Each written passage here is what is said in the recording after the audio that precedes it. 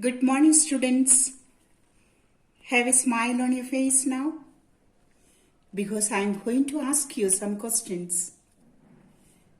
What is the day today? Very difficult to answer, no? Don't worry. Today is Wednesday.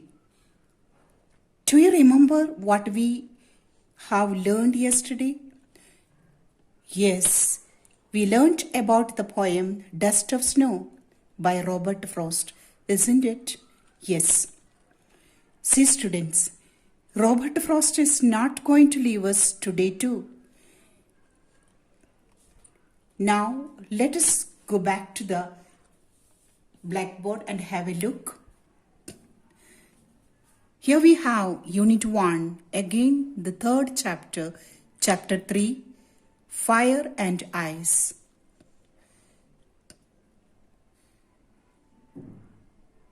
Let's have the rhyme scheme of this poem. Here the word fire, ice, desire, fire, twice, hate, ice, great, suffice. Now let us make the scheme now.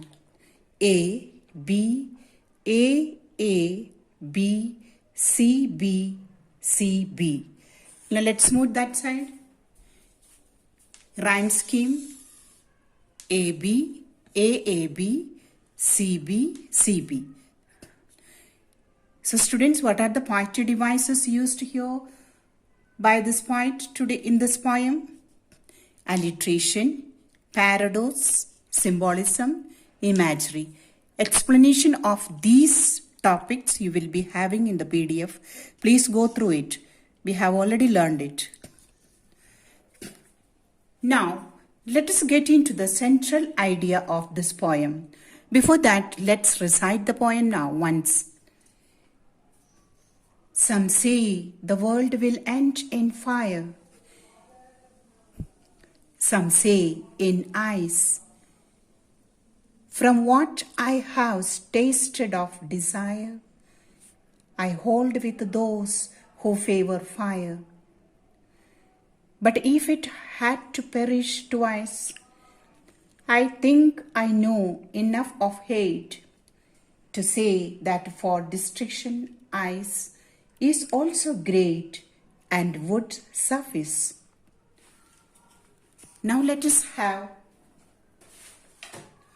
the explanation of first four line, that is the first stanza. Here the poet is analyzing about the end of the world. Dear students, the poet provides us two possible causes for the end of the world. According to him, the old age question of whether the world will end in fire or in ice. Both the two reasons contrast each other, isn't it? And are equally opposite to each other too. On one side of the debate means some of the people who are in favor of fire. The other side in debate, we will see in the second stanza. Now here, as per the people, those who are on the side of fire, they believe that it will be the heat and the passion which will lead the humanity, the world, to end. On the other side, the people, those who favor ice, feel that it will be the ice which will freeze the world. Robert Frost is providing a powerful statement here. The subject of greed and jealousy. The subject of greed and jealousy. He is saying that above anything else, even hatred, which is the trait of humanity, is most likely to lead the world into its destruction. So let us move to the second stanza for the explanation. The poet is very much sure of the destruction of the humanity. He first talks about the destruction caused by fire, and in case this fails, then ice will result into hatred. That will end humanity one day. He further goes to discuss in a more understated manner the power of hate, which is symbolized in the poem by ice. Hate, according to speaker, is just as powerful as desire. While desire consumes quickly, hate is just as great and powerful. In fact, my dear students, by ending the poem with the concept of hate.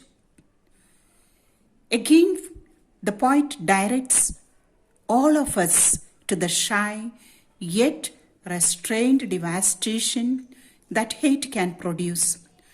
Hate can occur and linger in people's minds and hearts for years, sometimes even lifetimes. Hate is presented as having the ability to lead to the destruction of the world.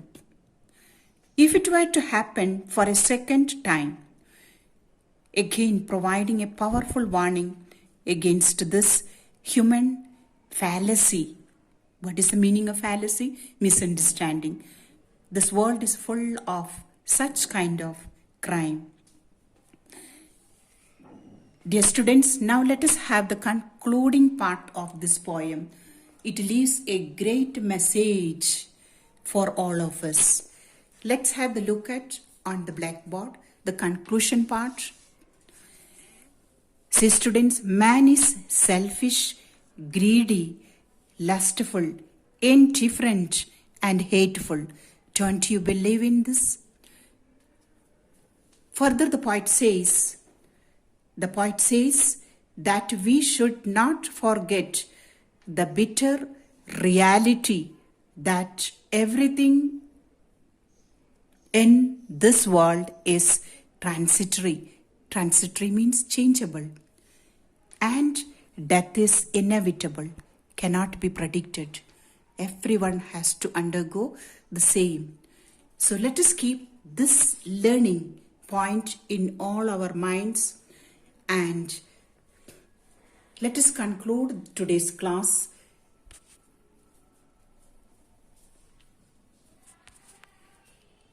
We shall meet tomorrow again.